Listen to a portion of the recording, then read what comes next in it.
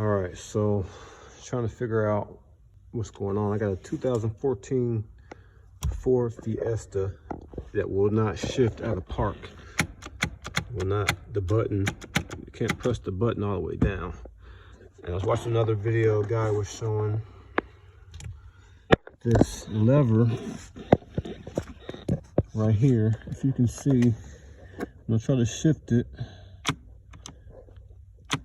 That lever is blocking it, but I can move, if I move this lever over, see the best way to do this so you can see it.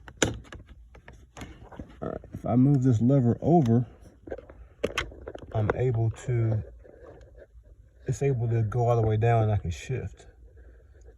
So my question is, what is controlling this lever? I don't understand why this thing is, what controls this lever here? Because when I move this lever over, I can shift it. But right now it's blocking. It's blocking. So what, if anybody knows what controls that or what moves that lever or what that does, let me know. Thanks.